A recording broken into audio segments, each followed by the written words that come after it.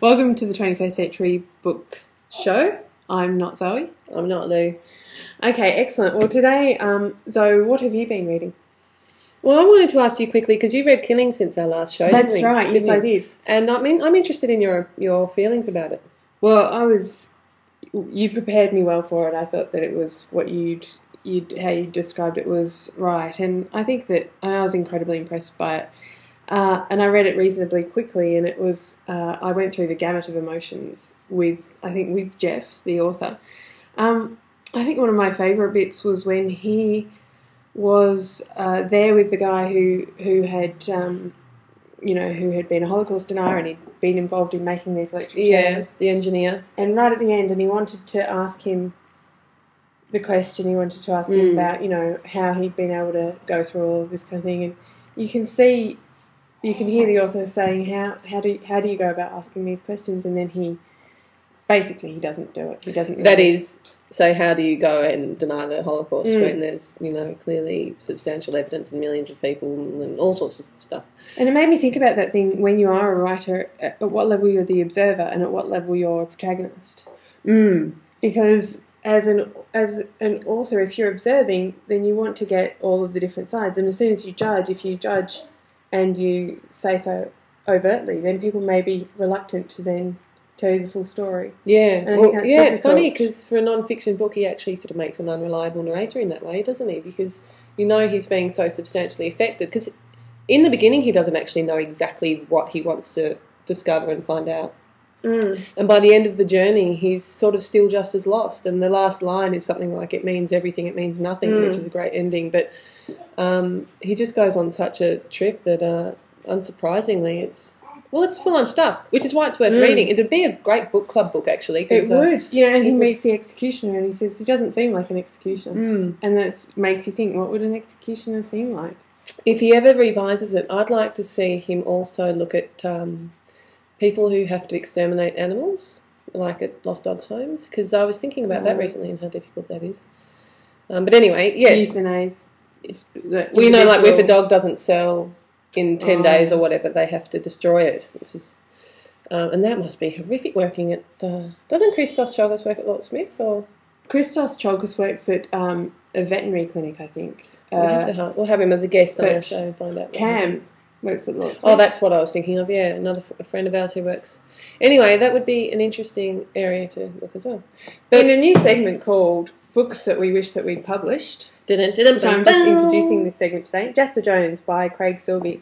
This is a book, Zoe, that I want you to read because it's great. I mean, we both loved Craig's first book, Rhubarb, but this is better. It's tighter.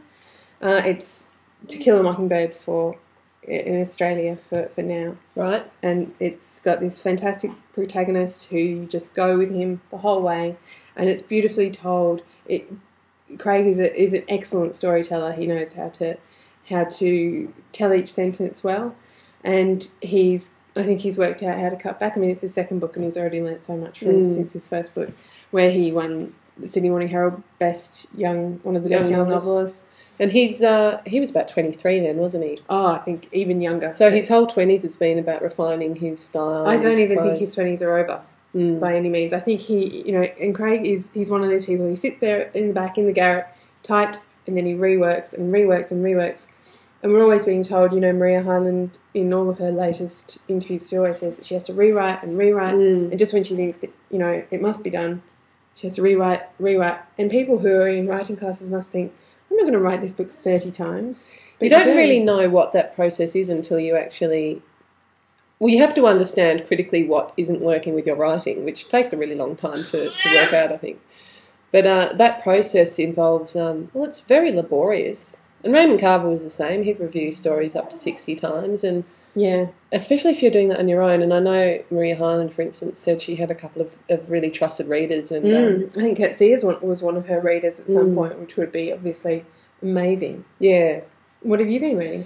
Well, I've been reading a book that's not quite out yet, actually. It's being launched in a couple of weeks. Shh.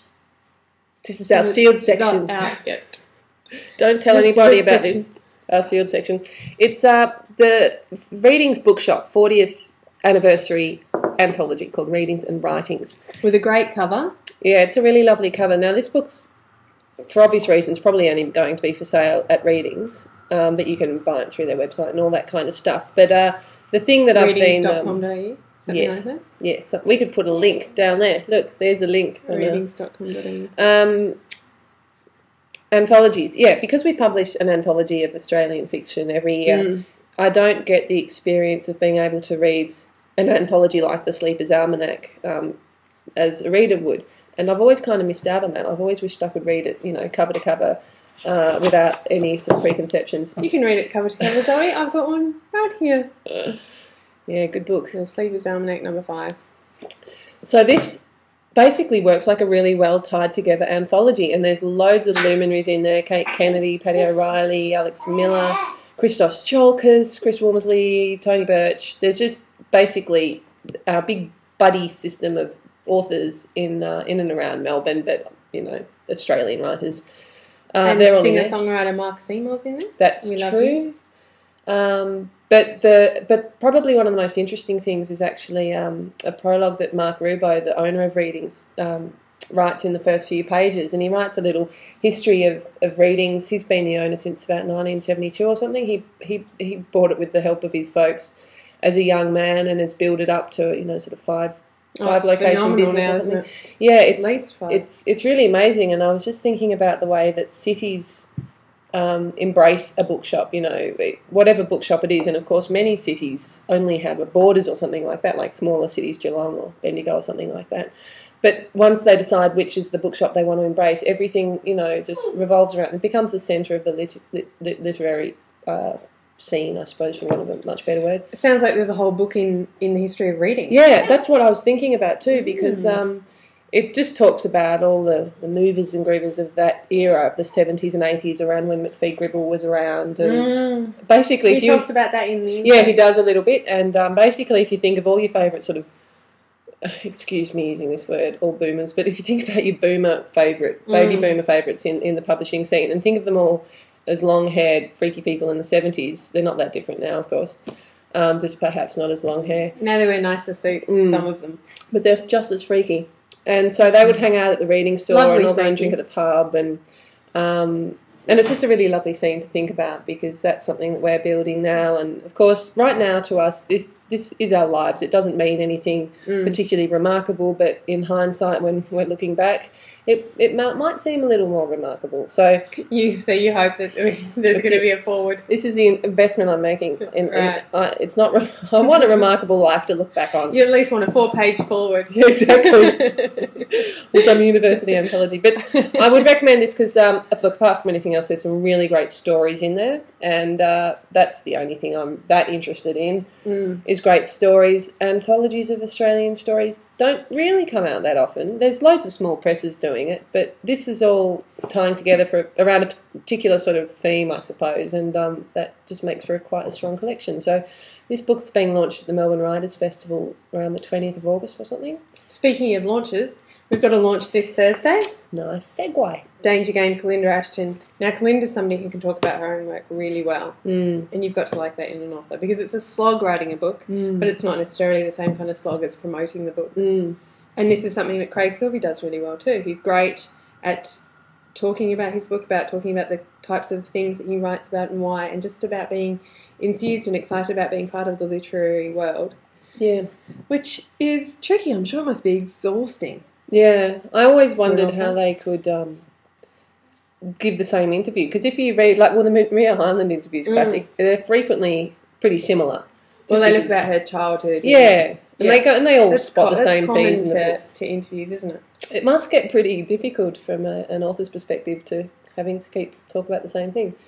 I will never know that, but... Well, Stephen Amsterdam's one of our authors who he says he gets nervous, but you'd never know. But that was a segue. He's very eloquent to listen to. Stephen was shortlisted for the Age Fiction Book of the Year on the weekend. So fingers crossed, Stephen. Exciting. Congratulations, you're in really good company with Sonia Hartnett and Vivian Kelly, David Malouf, and Tom Cho. So amazing. It's a great group of people. Yeah. We're incredibly lucky to have got in that spot. Of course, we think it's a reward for us, but Stephen probably thinks it's all about him. Wow. Plus, he gets the $10,000. Yeah. If he wins. Yes. So. Yes.